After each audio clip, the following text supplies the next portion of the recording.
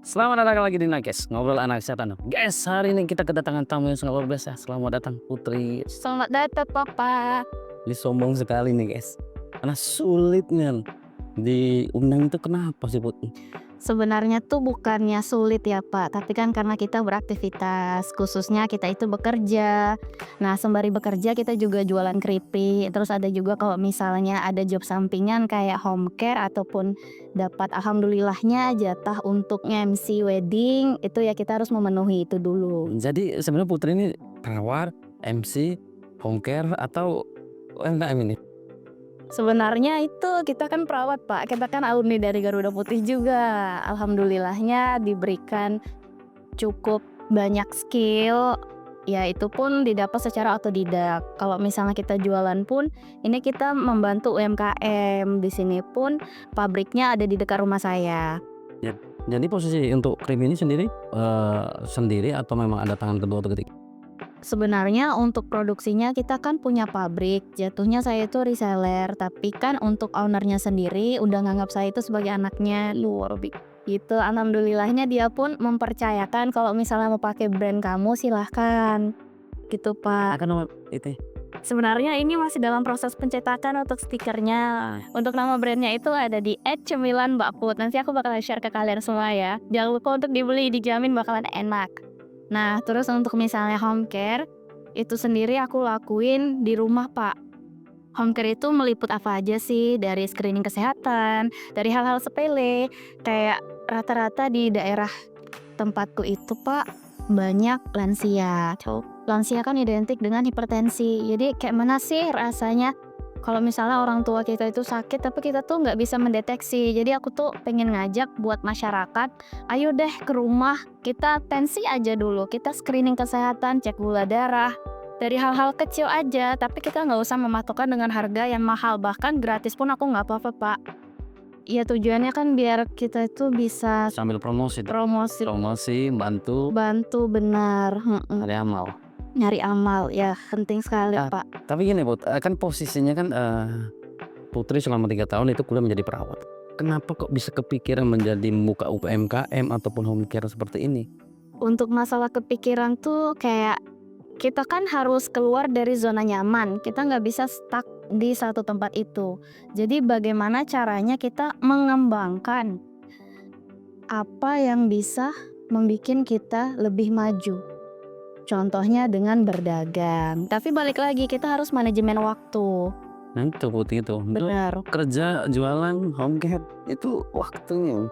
Ya kalau misalnya di rumah sakit kan kita itu pakai shift pagi, sore sama malam. Nah, setelah dinas malam kan kita dapat jatah libur tuh 2 hari. Jadi kita manfaatkan jatah libur itu. Karena gini, namanya kerja kan kita harus profesional ya. Kalau kerja ya kerja, kalau job sampingan ya sampingan. Tapi kita harus apa sih namanya, manajemen waktu itu penting, Pak. Penting sekali ya. Iya. Jadi, dalam bekerja pun bisa sambil jualan. Kalau bekerja dalam gimana ya konsepnya, bekerja sambil jualan tuh bisa, tapi yang online. Tapi untuk pengiriman tetap kita handle setelah jam kerja utama selesai. Oh jadi posisinya, seandainya ada yang pesan tetap dilayani. Tetap dilayani. Tapi kalau seandainya ada pengantaran berarti posisinya tetap Iya. lepas Jadi gitu. untuk akun Instagram pun saya punya admin, Pak. Jadi kan kita nggak bisa tuh kalau kerja terus-terusan megang handphone tuh nggak bisa. Kita harus tetap fokus juga sama pasien. Karena kan pelayanan yang prima itu berasal dari perawat ya, profesional, gitu. Tapi gini Put, kan selain kamu UMKM juga, kamu home care, cuman, saya selalu lihat tentang MC nih. Misalnya MC, itu dari mana sih? Awalnya kok bisa gitu? Kalau misalnya dari MC kenapa bisa itu pertama tuh dari oh ya di rumah sakit. Di rumah sakit kita dikasih kepercayaan untuk kamu bawa acara ini, kamu wakili rumah sakit. Tapi aku nggak bisa Bu, coba belajar. Terus belajar. Kan ada juga Pak temanku dia kan MC, aku nanya-nanya juga sama dia. Aku sempat kursus public speaking juga sama dia. Nah dari situ aku diajarin kayak mana intonasinya, kayak mana menumbuhkan rasa percaya dirinya gitu. Jadi makanya saya bilang ini seorang Putri ini sebenarnya apa sih gitu? Makanya sampai bingung sendiri kalau dilihat dari Instagramnya jujur aja orang bingung. Ini kadang postingnya keripik, kadang postingnya tentang home care. Home care-nya juga baru keluar terbitnya. Kalau misalnya home care itu, nah ngurus perizinan Pak. Jadi walaupun kita cuman screening kesehatan, kita itu harus punya surat izin praktek. Surat izin praktek perawat yang di rumah sakit dengan yang di tempat praktek mandiri itu berbeda. Dan untuk pengurusannya pun juga berbeda. Tuh Pak. Tapi Putri sendiri kan selama di perkuliahan itu kan kemarin juga pernah ikut Duta Genre ya. Iya benar, alhamdulillah Duta Genre, generasi berencana buat kalian yang belum tahu. Di Duta Genre kan juga termasuk itu ada yang bagaimana cara menumbuhkan UMKM, kepercayaan diri juga ada sih. Apakah memang dari bibitnya itu atau memang sebelum kuliah? Bibitnya itu dari semenjak kuliah sih. Yang pastinya apalagi kalau kita kuliah di sini mental kita terlatih. Apalagi kalau misalnya bicara nih di halayak ramai, di depan para pejabat, itu kan rasanya kayak deg ser gitu kan, mau copot jantung. Tapi ya alhamdulillah kayak karena udah terbiasa, udah terlatih dari masa kuliah. Dan juga beberapa event lomba udah sempat ngikutin, jadi tuh kayak apa ya, biasa aja. Nervous iya, tapi tuh dia tuh bakal awalnya tuh cuman di awal doang. Awal-awal memang nervous, tapi selanjutnya clear aja. Kalau sudah pecah ngalir itu. Ngalir pasti. Tapi saya masih bingung itu tentang UMKM ini karena kebetulan kita kan di kampus kita sekarang kita juga ada tentang pengembangan UMKM. Benar. Di bidang apa Pak? Dari bidang mahasiswaan ini, jadi mereka untuk menumbuhkan entrepreneurship.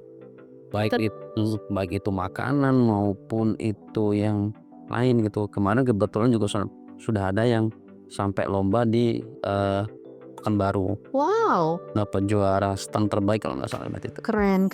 Tepuk tangan dulu Pak. Bisa apresiasi. Kemudian itu salah satu yang dibuat oleh kampus kita juga untuk tentang pengembangan UMKM. Kami juga ada namanya Jumat, di mana Jumat itu entrepreneur. Itu per kelas itu dibedakan. Jadi minggu ini di hari Jumat itu kelas escape A. Kemudian minggu depannya lagi anak D3 yang 33. Jadi mereka berkreasi untuk berjualan apa aja. Makanya dari situ saya berpikir ini harus undang Putri ini. Tapi susah ini. Iya udah beberapa bulan yang lalu kayak Pak ya kita nggak terjatuh buat hari ini. Kak Namono. Sumpah lebih sibuk daripada orang yang paling sibuk. Ya maaf ya. Makanya saya bilang saya harus undang Putri nih. Bagaimana sih mungkin menumbuhkan bagaimana cara untuk bisa mengembangkan UMKM juga. Karena mahasiswa ini banyak yang notabene dia punya kemampuan tapi dia bingung mau jalannya kemana. Oke, benar. Yang pertama itu kita tuh harus percaya diri. Yakin aja dulu laku nggak laku itu urusan belakangan. Yang penting kita promosiin. Sosial media itu penting. Instagram, Facebook, story WA itu penting. Apalagi kalau misalnya jualan kita dapat yang alhamdulillahnya orang penting tuh Pak. Nanti staff-staffnya bakalan ngikut beli. Nanti dari mulut ke mulut gitu.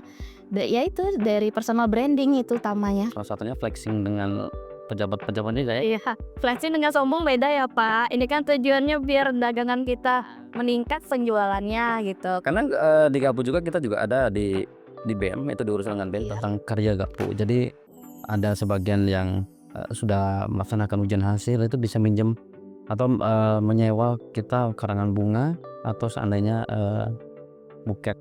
Itu mahasiswa yang bikin kreatif ya. Itu makanya kita selalu kembangkan. Contoh kemarin kayak wisuda kemarin. Jadi mahasiswa itu yang posisi kondisinya dia di bagian UMKM itu bursa usaha namanya. Bursa usaha itu dia menyiapkan sebelumnya untuk posisi dia berjualan di situ. Oke. Buket-buket. Kalau wisuda orang buket itu pasti dibeli. Pasti itu. Itu salah satunya. Jangankan itu, kadang belum sampai di tempatnya di asrama itu sudah kak beli habis. Makanya itu, nah salah satunya itu kami juga ingin memperkembangkan tentang makanan. Karena kebanyakan nih contoh yang kemarin sebelumnya itu makanan yang sudah sampai diperlombakan itu sosis mayo, sosis di dalamnya ada mayones, kemudian ada ayam, ada segala sesuatunya. Tetapi itu kan makanan itu tidak bisa lama. Makanya itulah saya salah satunya mengundang Putri. Mungkinkah seandainya ini bisa kita titipkan juga di sini untuk melihat perkembangannya gitu ya. kita membantu Iya, saling membantu itu aja gitu. mungkin aja sih Pak, tapi kan balik lagi ya, beda tangan kan beda rasa. Tapi insya Allah keripik ini rasanya tetap sama. Dan juga kan ada masa expire-nya, nggak bisa dalam jangka waktu yang berbulan-bulan. Untuk masalah dititipkan di sini bisa kita atur Pak, bagaimana manajemennya nanti kapan. Enteng. Kemudian sendiri kalau seandainya nih kami menggunakan kalau di tempat kami itu ada namanya proses CPE, Apa itu copy Cip? paste edit. Oh, copy paste edit. Kalau saya ATM, amati tiru modifikasi. Oh, hampir sama ya. Benar. Jadi kami berharap tuh seandainya posisi nanti ini kami bisa order ke tempat kami bisa perjualbelikan, kemudian kami juga menyantumkan logo bahwasannya nih ada salah satu UMKM yang dihasilkan oleh alumni Gapun. Boleh Pak, boleh. Nah, kita tinggal atur aja kerjasamanya bagaimana. Luar biasa. Ya kan? Kemudian untuk yang masalah home care, kita sudah ngomong masalah keripik ya. Masalah home care ini itu si Putri ini gimana sih untuk bisa mendapatkan home care dan perizinan itu sendiri? Untuk home care itu sendiri sih, emang kan basic kita nakes ya Iya. Kak ya. Jadi ya udah deh iseng-iseng mau buka. Tapi kan namanya kita di rumah sakit itu kan legal, harus ada surat izin praktek. Terus kami temuin dulu tuh ketua DPK-nya. Kak, aku mau buka praktek mandiri nih di rumah, itu gimana ya? Oh, kamu harus ada perizinannya, nanti kamu urus ya. Nah, terus kami mikir, ini kan di Muaro Jambi. Jadi perizinan Muaro Jambi dengan di kota Jambi itu berbeda. Jadi untuk Muaro Jambi itu sendiri kita harus pergi ke Sengeti di Dinkes Muaro Jambi. Nah, nanti di situ kita nemuin salah satu stafnya, kita sambil bawa berkasnya tuh Pak, ada STR, ada ijazah dan lain hal sebagainya. Kita temuin, Kak, izin kami mau buka praktek mandiri. Oh, apa? Perawat atau bidan? Perawat Kak. Sebenarnya kamu nggak perlu kesini. Loh, kenapa? Tinggal WA aja saya. Kan saya nggak kenal sama kakak. Kami bilang gitu kan. Ya udah dari situ tukaran WA. Terus nanti ada linknya Pak, ada linknya harus kita isi Google Form, nanti kita pakai akun Satu Sehat. Itu penting banget tuh sekarang. Nakes harus punya akun Satu Sehat untuk memperpanjang STR dan lain hal sebagainya. Nah dari situ kita urus, nanti kita ada download aplikasi NPP Digital. Di situ kita nanti bisa lihat tuh udah sampai mana nih tahap kita gitu. Dia tuh nggak bisa langsung instan Pak, karena kan ada prosesnya, online verifikasinya juga. Dan untuk bisnis home care itu sendiri di rumah ya memang masih kecil-kecilan sih, tapi kan ada satu ruangan yang kita modifikasi untuk misalnya ada pasien datang, misalnya mau nebu, mau suntik vitamin gitu. Tapi tetap ya untuk pemberian obat kan kita harus ada pendelegasian dari dokter. Jadi kita masih dalam proses sih Pak, kerja sama-sama dokter Oh, gitu. jadi tapi untuk proses sendiri itu hampir berapa lama? Untuk proses sendiri lebih kurang 1 minggu Pak untuk perizinannya itu keluar. Nanti kan SK-nya terbit. Oh, jadi setelah SK terbit baru boleh kita melaksanakan home care. Benar. Oh. Kalau nggak tuh jatuhnya nanti kan ilegal gitu. Oh, cek. Benar. Tapi kalau dari rumah sakit apakah memang ada rekomendasi apa gimana? Kalau dari rumah sakit sih itu sendiri beda sih Pak. Tapi kan kita itulah namanya ada organisasi PPNI, ada ketua DPK-nya. Kita konfirmasi sama beliau. Bagusnya kayak mana Kak ya kalau misalnya bikin praktek mandiri? Apa sih yang harus aku siapin? Apa sih efek sampingnya nanti Kak gitu. Jadi kalau misalnya terjadi keteledoran, ya semoga aja enggak ya Pak. Kita tuh kuat. Itu karena kita udah menjalankan sesuai SOP-nya. Cuman ada batasannya nggak sendiri? Ini bukan cuman sekedar di podcast, ini memang pribadi saya bertanya nih ya.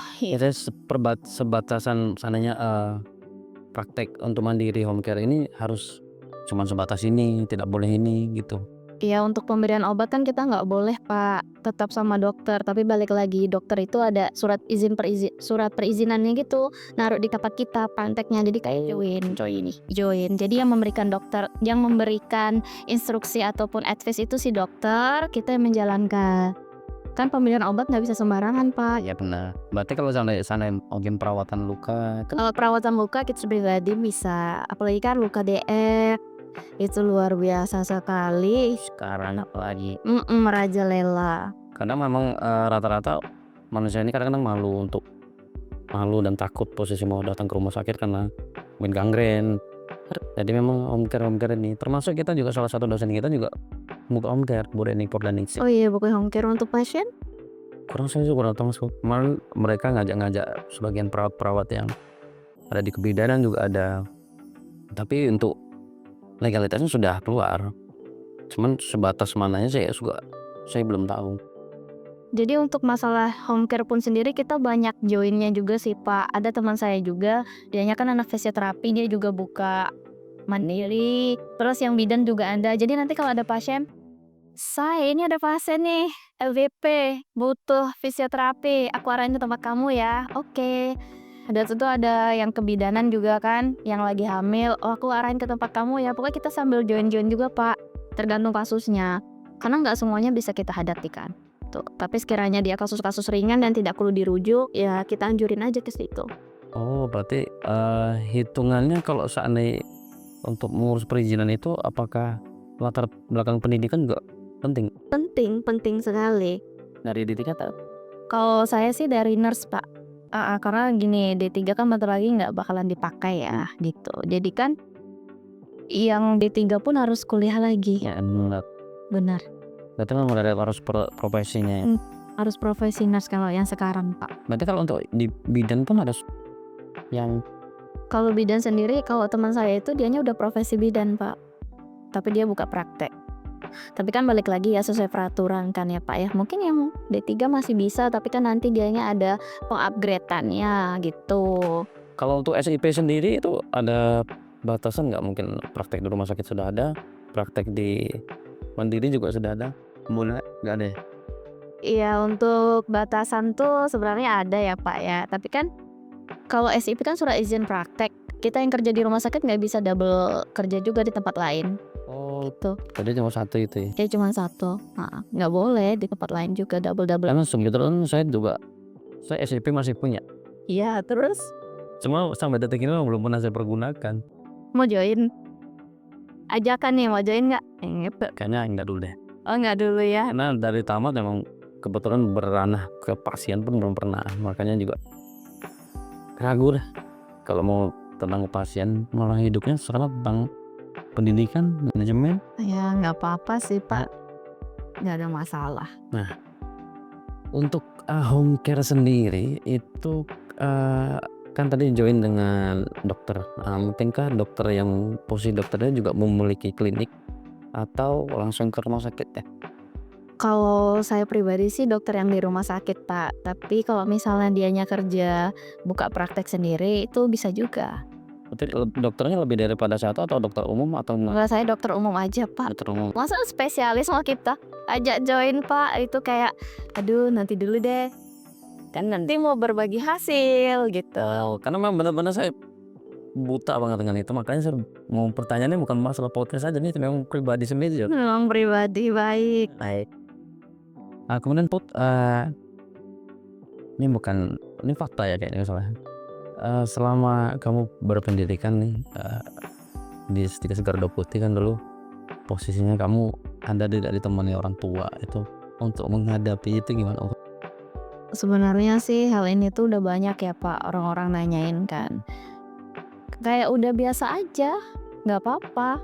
Karena gini, dengan tidak adanya orang tua pun hidup kalian tuh harus tetap berlanjut. Nah ya, notabene-nya selama kamu jadi mahasiswa kan saya juga tahu nih latar belakangnya seperti apa. Kan Bapak dulu pengawas saya. Jadi pernah dengar bahwasanya orang tuamu nggak ada waktu SMP, SMP atau SMA? Salah sih Pak berita itu. Sebenarnya kalau misalnya ayah saya itu udah nggak ada waktu saya umur 2 bulan dalam kandungan. Dan untuk ibu saya itu meninggal waktu saya umur 5 tahun. Jadi posisi kamu wisuda pun yang datang bukan orang tua. Bukan, yang datang bukan orang tua tapi adik dari mama. Itu bule saya. Itu yang sana tinggal. Iya, tinggal sama saya. Itu yang membantu UMKM juga. Kalau bule sih lebih ke kamu boleh mau ngelakuin apa aja yang kamu mau asal kamu jangan sampai sakit gitu. Dia lebih support kayak gitu. Kalau bantu tuh enggak lah, paling cuma bantu doa. Tapi Pak tuh posisinya kamu tinggal sama beliau, kemudian dari kecil itu sama beliau? Iya, dari kecil sama beliau yang ngasuh saya dari kecil Pak. Gitu. Tapi sampai biaya pun waktu Biaya untuk kuliah sih dapat dari jasa harja bapak almarhum. Kan bapak kecelakaan. Jadi bapak saya itu dulu driver Pertamina. Dia kecelakaan di Pijoan. Waktu itu saya masih usia 2 bulan dalam kandungan. Nah, jadi kan dapat asuransi itu ya. Jadi uang jasa harja itu dibelikan tanah sama mbah. Nah, waktu saya kuliah, tanah itu dijual, uangnya dipakai untuk biaya kuliah gitu. Oh, tapi ya alhamdulillah tapi sekarang sudah sampai profesional tuh. Alhamdulillah itu pun perjuangannya ya Allah gitu, Pak. Tapi makanya saya bilang seorang putri ini bukan orang yang biasa-biasa aja sebenarnya. Karena apa? Saya merasakan di mana kamu duduk kuliah seperti apa. Secara walaupun orang bilang Pak Hadi itu cuek gitu, tapi secara jauh saya pastikan mahasiswanya latar belakangnya seperti ini. Iya benar. Untuk D3 memang biaya kuliah dari asuransi almarhum bapak. Terus untuk yang S1 saya dari duit Covid, Pak. Kan dulu jadi perawat Covid tuh. Ya lumayan lah untuk duit yang didapat dalam jangka waktu 1 bulan aja cukup besar. Nanti dikalikan berapa tahun dan itu untuk biaya kuliah S1 dan nurse. Tapi selepas dari tamat kan kita langsung kerja di situ ya? Enggak, lepas dari Garuda Putih kan kita free berapa bulan gitu ya, menjelang STR keluar dulu, Pak. Dan itu saya perbantuan di klinik.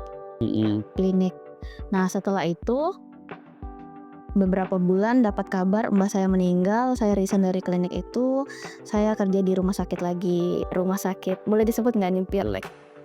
Jangan. Yang mana? Yang di mana nih? Yang di Kota Baru. Saya sempat bekerja di sana selama 1 tahun, di situ lagi kuliah S1 juga. Nah, setelah itu tamat D1, kami resign, ngelamar di tempat kerja yang sekarang. Alhamdulillahnya udah mau jalan berapa tahun ya sekarang, mau jalan 5 tahun. Oh, berarti selesai profesi pun di situ ya? Selesai profesinya di Stigba sekarang, Pak. Kalau kemarin itu posisinya sekarang di ruangan apa ya? Kalau sekarang saya di ruang rawat inap, Pak, di bangsal jantung. Gitu. Kalau kemarin waktu pas sampai profesinya mungkin berkaitan dengan jantung, yang juga bisa sampai ke situ.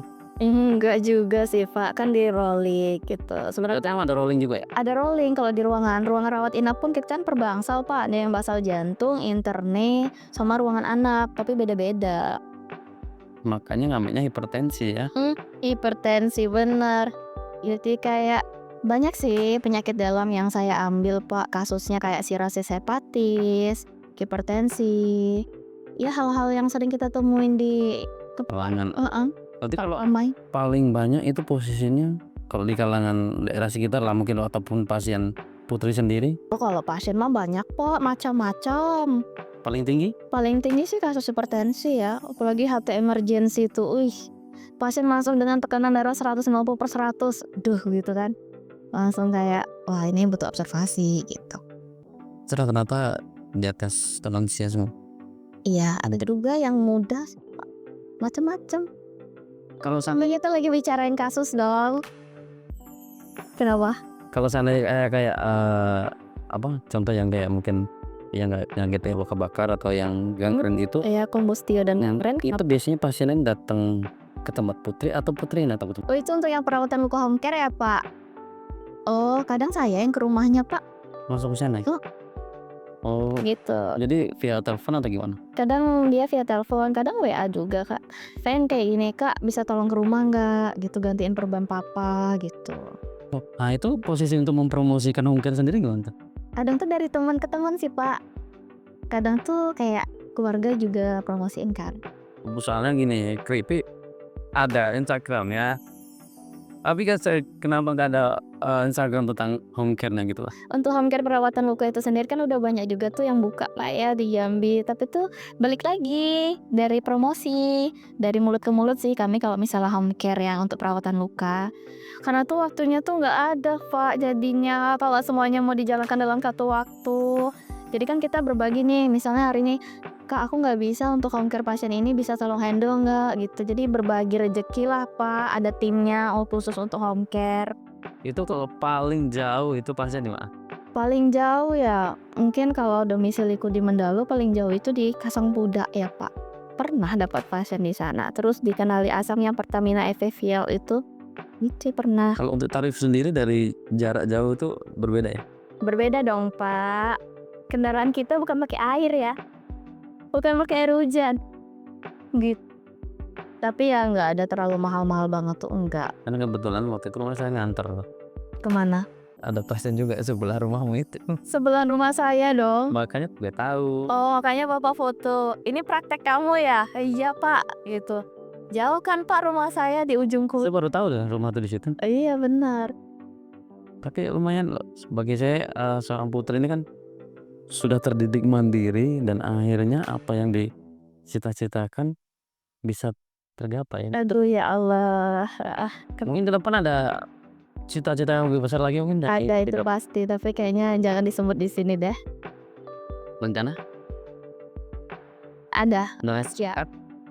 Kita harus pakai perjuangan dulu mendapatkan itu. Gitu. ini konsepnya berbau agama atau berbau dengan Pendidikan. pendidikan luar biasa. Karena banyak sekali nih alumni-alumni kita yang notabene-nya mau keluar dari zona nyaman. Contoh kemarin Siapa? salah satunya di Debi itu angkatan berapa? 15. Siapa? Senior Debi. Oh, Kak Debi yang ke Arab ya. Arah Benar. dia zona nyaman, akhirnya dari yang biasa nyaman di rumah sakit keluar dia untuk ke Arab. Ada juga angkatan 11 di atas saya, Itu. Kak Depi. Oh, Kak Depi. Oh ya, Lihatnya di YouTube. lihat. Nah itu berani dia keluar dari zona nyaman dengan konsep yang sangat sulit karena perizinan orang tua karena di Arab. Tapi alhamdulillah sampai sekarang dia masih berjalan. Kalau Debi itu posisi sampai dia kuliah selesai pun dia tetap kondisi di Arab. Oh iya, Kak Debi, heeh. Makanya saya untuk undang dia untuk ke Jambi sulit. Ada pulang ke Indonesia kemarin. Iya, Belum ada kan? belum ada. Cuma Kak Depi itu yang bisa saya undang. Kemudian kalau untuk yang di Jepang, ini salah satunya kemarin alumni yang baru lulus ini kebetulan baru seminggu dapat panggilan, tapi untuk masih pelatihan dulu di Jakarta untuk yang ke Jepang. Kemudian di tahun yang sebelumnya ibu sudah berangkat ke Jakarta, sudah berangkat ke Jepang lah, terus nama TB. Oh, alhamdulillah ya, Pak ya. Saya juga kadang-kadang kayaknya selalu tiba-tiba setelah tamat tuh meroket mereka ini Iya, benar. sama kayak putrinya juga. Enggak juga lah, Pak. Ada yang lebih sukses daripada saya gitu. Enggak, putri itu sudah termasuk yang bilang sukses. Kenapa saya bilang seperti itu? Putri itu dibilang jalan sendiri tidak, tetapi untuk dorongan berjalan itu kan sedikit. Tapi putri bisa mencapai di situ luar biasa. Mohon maaf nih, saya sendiri aja. Bang notabene-nya masih ada ibu kehilangan orang tua yang cowok bapak itu wah berat sekali. Kayak kemarin wisuda saya, waduh, ketika saya wisuda dengar nama saya dipanggil orang tua saya almarhum, waduh, rasanya tuh beda banget. Karena kebetulan orang tua saya juga berpikir selalu anaknya harus lebih sukses dibandingin orang tuanya. Itu kata-kata yang selalu dia omong dan selalu harus lebih sukses daripada orang tua. Iya, benar. Kalau bicara orang tua itu berat kan, Pak ya. Aduh, orangnya suara aja tidak bisa ini. Ya, momen paling deep itu waktu di saat wisuda. Kan orang tua tuh pada datang ya kan, Pak, bawa bunga, dicium anaknya. Kadang kita tuh juga mikir, aku pengen juga kayak gitu. Tapi kan balik lagi, ya sudahlah, jalannya aja lah kehidupan ini. Terus ada lagi, Pak, satu momen yang bikin kita terharu itu pada saat kita bawa acara akad, Pak. Akad nikah. Di situ kan mempelai wanita, mempelai pria, apalagi kan waktu sebelum akad kan didampingin tuh sama orang tua masing-masing. Nanti waktu diiringin juga kan, mempelai wanita datang itu diiringin, digandeng tuh sama orang tuanya. Terus waktu prosesi sungkeman kepada bapak dan ibu gitu, Pak, itu tuh kayak aduh ya Allah, ini besok kalau aku kayak gitu kayak aduh gak bisa lagi lah ngomong, mungkin bakalan banjir air mata pastinya. Tapi kalau putus ini berapa saudara? Anak tunggal, Pak. Semata wayang saya, Pak. Gak boleh nangis. Tapi luar biasa banget loh Putri. Saya sangat salut lah dengan Putri. Nanti selepas ini mau kemana lagi, Bu? Mau ngantar orderan, Pak. Luar biasa. Jadi teman-teman ini deadline-nya terlalu panjang ini. Kenapa beliau meluangkan waktu ke sini, kemudian harus mengantar orderan, luar biasa banget. Tapi terima kasih banyak Putri sudah nyempet. Sama-sama, Pak. kapan-kapan kita ngobrol lagi ya. Pasti itu. Tapi saya mau ngobrolmu dengan hal yang berbeda. Boleh, kita atur saja waktunya.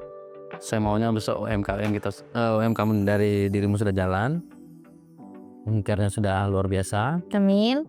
Kemudian jam terbang MC juga sudah lebih berbiasa. Amin. Dan syukur-syukur nanti sudah S2. Tudik. Give dulu. Enggak loh, tapi itu ada mimpi loh. Saya aja harus ngejar ini S2. Bismillah ya Pak. Oke.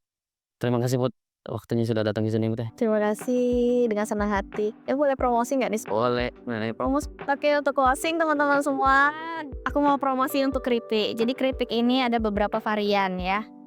Untuk yang aku pegang ini ukuran 1 kilo. 2 bungkus ini 1 kilo. Untuk 1 bungkus ini 1,5 kilo. Nah, untuk varian yang ada pedas banget, ada pedas manis, ada gurih, dan juga ada original. Untuk harga semuanya sama, nggak ada beda. Ada sih beda tergantung harga cabai, khususnya yang pedas banget. Kalau untuk pedas banget itu harganya 90.000. Kalau untuk yang pedas manis itu harganya hanya 80.000. Jadi buat teman-teman jangan lupa order ya. Tetap berkabar H-1 karena ini butuh proses PO dulu. Ya guys, jangan lupa di order. Terima kasih semua.